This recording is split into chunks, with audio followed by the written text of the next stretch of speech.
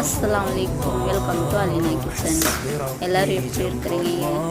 நானும் நல்லா இருக்கிறேன், நீங்களும் நல்லா இருக்கிறீங்கன்னு நம்புகிறேன். இந்த வீடியோ நம்ம காவால் 27 நாள் இருந்தோம், 27 டேஸு.